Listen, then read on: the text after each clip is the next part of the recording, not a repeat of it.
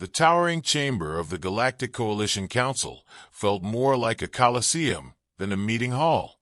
Captain Jack Monroe stood at its center, his boots planted firmly on the sleek obsidian floor.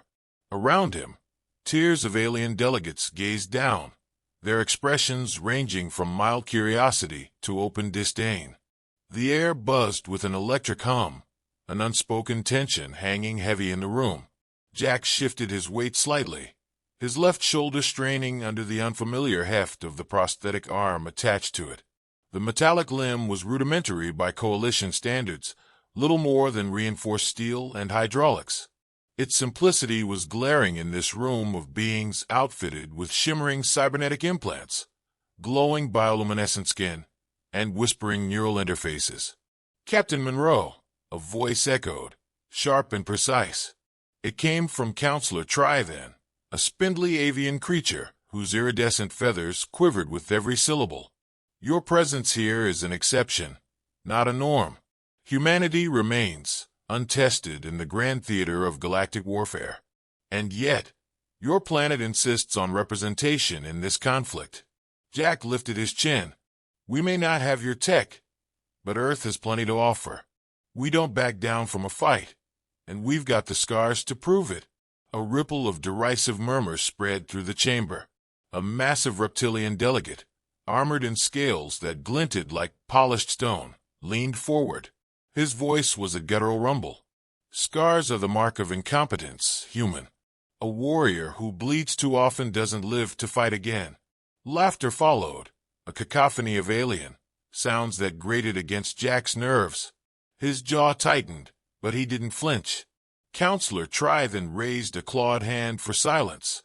"You claim resilience, Captain, but words are as fragile as the species that utters them. The Coalition faces annihilation at the hands of the Zarnok. They are relentless, adaptable, and technologically superior. Tell us, human, what can you offer in the face of that?" Jack's gaze swept the room, meeting the eyes, or their alien equivalents, of the delegates. He knew he was outnumbered, outclassed, and dismissed. But he'd been in worse situations before, pinned down in the mud of a battlefield with enemy fire raining overhead. "I offer the same thing my men have offered every time we've faced impossible odds," Jack said, his voice steady. "Grit, ingenuity, and the determination to win, no matter the cost." A snort came from a lean, insectoid delegate with multifaceted eyes. "Romantic notions, futile in practice." "Let me prove it," Jack countered. The chamber fell silent. Counselor Trithen tilted his head, the movement bird-like and unnervingly precise. "Prove it, you say? Very well." Jack's pulse quickened, though he kept his expression neutral. He knew there would be a catch. There was always a catch. "You will join Task Force Epsilon," Trithen continued, "an elite unit assigned to reconnoiter the Zarnok's forward positions on Orath 9, a moon critical to their supply chain. It is a mission fraught with peril. Many have attempted it. Few have returned." The reptilian delegate let out a low, rumbling chuckle. "None have returned," he corrected. Trithen's feathers bristled but otherwise ignored the comment. "Your survival will be considered an adequate demonstration of humanity's worth to this coalition. Fail, and Earth will not receive further resources or representation. Are these terms acceptable?" Jack didn't hesitate. "They are." A shadow of surprise flitted across Trithen's avian face, but it was gone as quickly as it had appeared. "Then it is decided." The session adjourned, and the delegates began filing out, their murmurs filling the chamber like the rustle of dry leaves. Jack stood motionless, his prosthetic arm hanging at his side. He could feel the weight of their scorn, the unspoken certainty that he would fail. Behind him, the door hissed open. A group of aliens entered, each one bearing the insignia of Task Force Epsilon. The first to approach was a towering humanoid with obsidian skin that shimmered like liquid metal. His voice was deep and resonant. "So, this is the human they've saddled us with. Name's Drex. I lead Epsilon, and I don't have time to babysit." "I don't need a babysitter," Jack replied evenly. A shorter alien with 4 arms and a translucent, jelly-like body snorted. Bold for someone with half an arm and half a brain. The group laughed, though Drex remained silent, his piercing silver eyes locked on Jack. After a moment, he gestured for the team to follow him. "We leave in an hour," Drex said over his shoulder. "Try not to slow us down, human." Jack watched them go, his jaw tightening. He wasn't here to win their approval. He was here to show them what a human could do. An hour later, Jack found himself strapped into the jump seat of a Coalition dropship, surrounded by his new squad. The interior was cramped, the air thick with tension. Jack could feel their eyes on him, their unspoken judgment. Drex broke the silence. "Listen up. The Zarnak are unlike any enemy you've faced. They're smart, fast, and they don't take prisoners.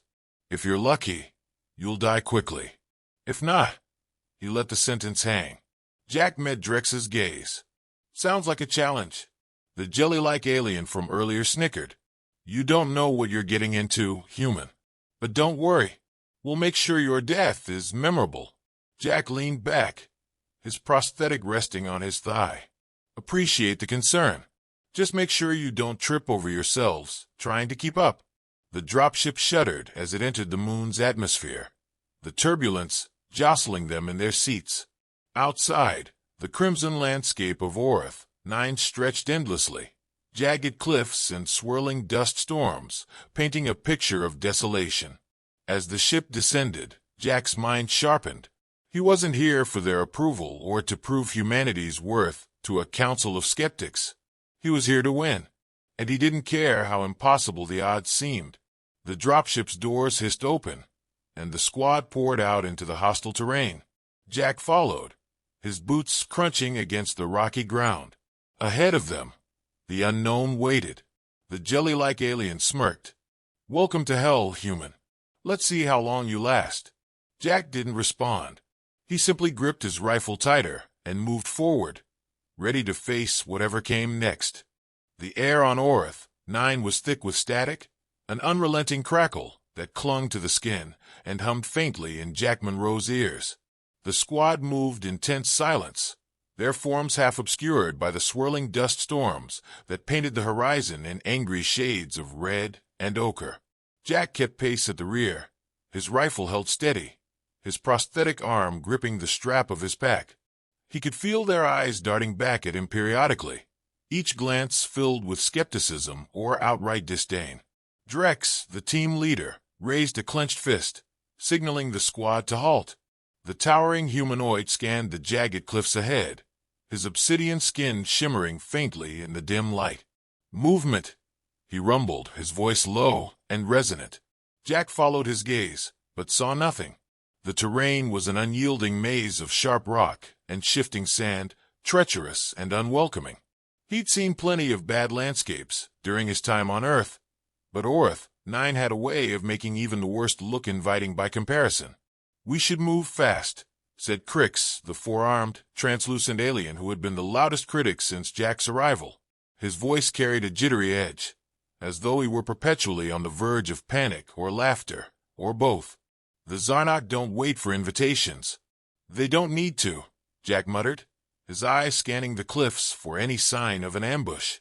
Crix's head swiveled toward him, his iridescent eyes narrowing. "What's that supposed to mean, human?" "Means they've already seen us," Jack replied, nodding toward the faint, barely perceptible shimmer in the air above the ridge.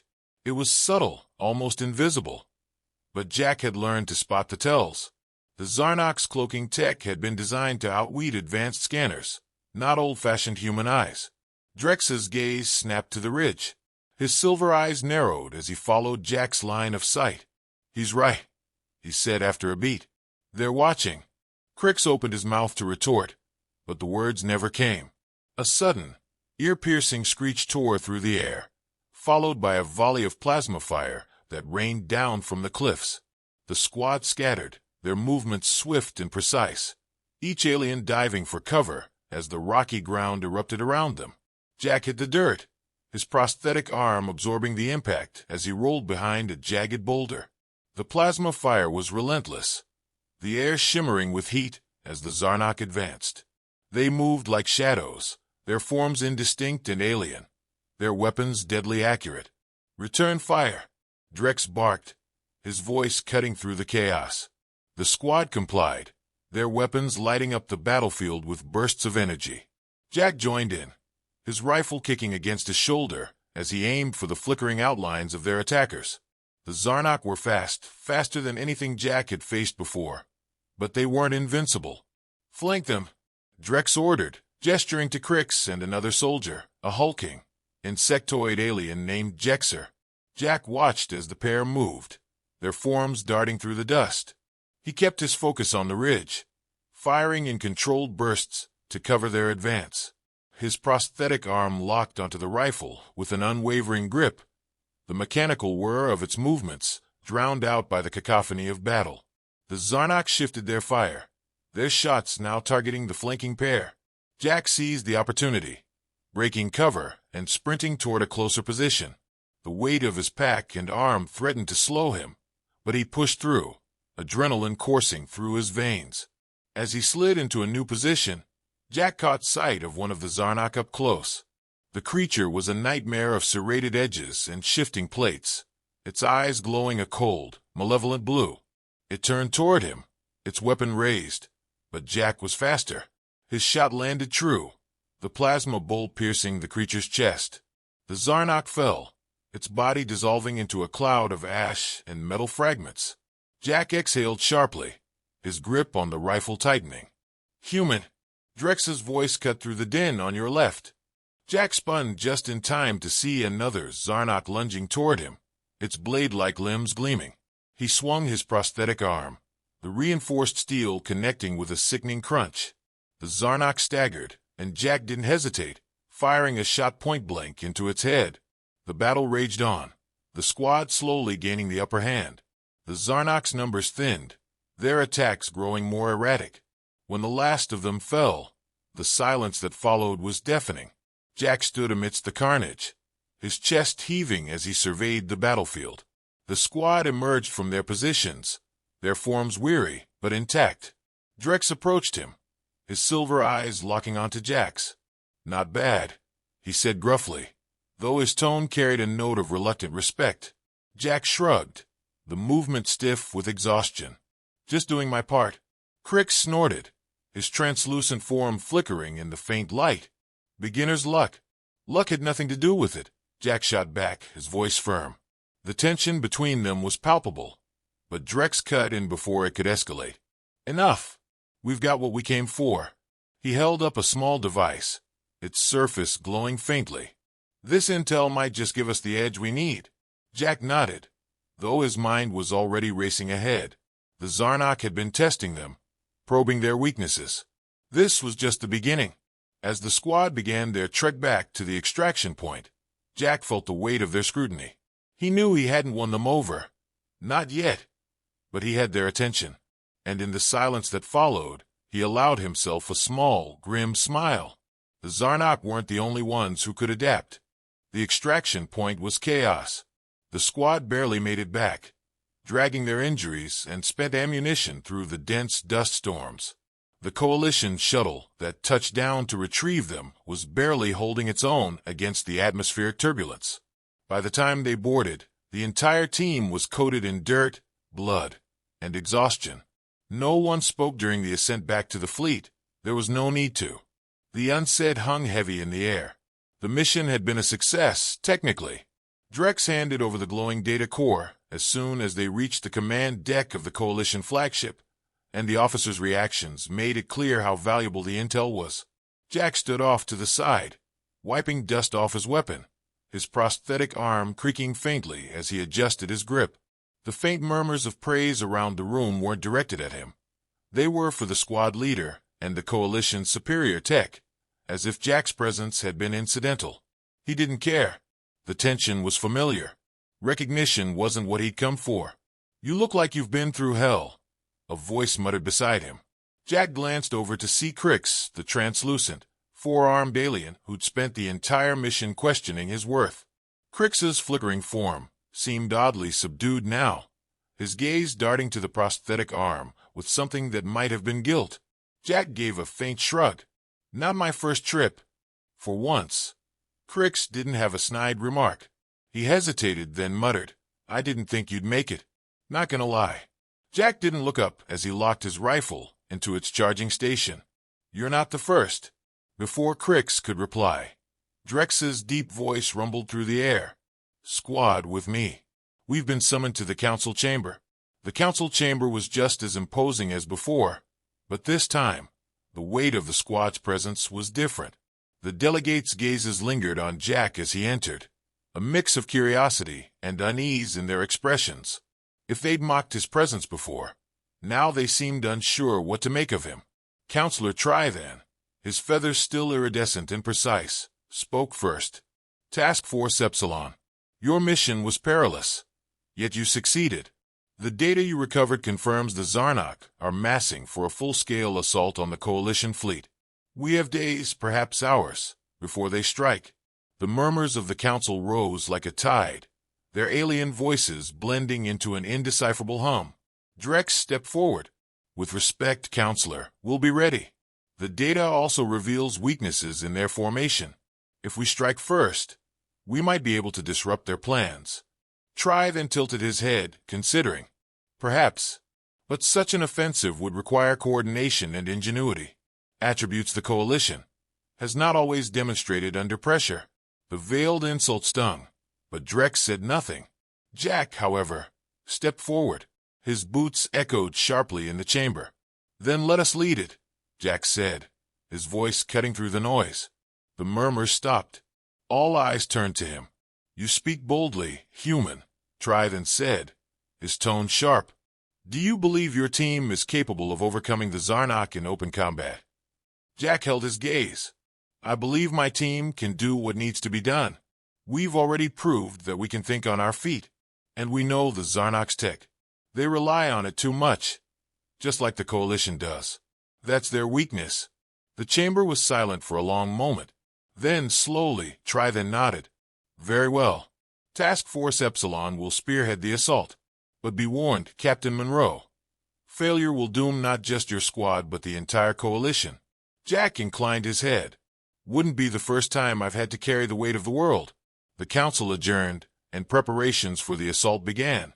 The fleet buzzed with activity, and Jack's squad found themselves at the center of it. For the first time, the other soldiers seemed to regard him with something close to respect. As they suited up for the final battle, Drex approached him. The towering leader folded his arms, his silver eyes thoughtful. You put a target on all our backs in there, Drex said. Jack met his gaze evenly. You weren't going to argue with them. Someone had to. Drex was silent for a moment. Then he gave a small nod. Just don't get us killed, human. When the battle began, it was chaos. The Zarnak fleet descended like a swarm, their ships sleek and jagged, firing with ruthless precision. Task Force Epsilon's dropship was among the first to breach the enemy's lines, weaving through a storm of plasma fire. Jack's plan was simple but audacious.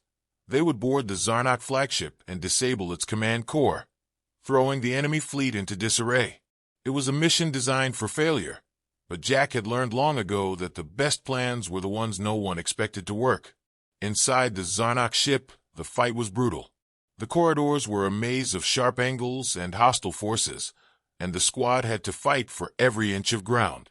Jack's prosthetic arm took a beating, its joints sparking as he used it to block and counter the Zarnak's savage blows. The command core was a massive, glowing structure at the heart of the ship, pulsing with alien energy. Jack didn't hesitate. He pulled a small device from his pack, a crude EMP he'd cobbled together from scavenged parts, and planted it at the core's base. You're insane, Crix muttered, his voice tight with fear. Maybe, Jack replied, but it'll work. The EMP detonated with a blinding flash, and the ship shuddered violently. Jack barely had time to grab the others and sprint for the exit before the chain reaction began. When they made it back to their dropship, the Zarnak fleet was in disarray. Without their flagship's coordination, the Coalition forces were able to push them back, dealing a devastating blow. Back aboard the Coalition flagship, the mood was electric. The council chambers were filled with cheers and praise as Task Force Epsilon was commended for their bravery. But Jack didn't linger to bask in the accolades. He slipped out quietly, his prosthetic arm sparking faintly as he made his way to the repair bay. He wasn't here for glory. He was here to prove a point, and in the silence that followed, he allowed himself a small, satisfied smile.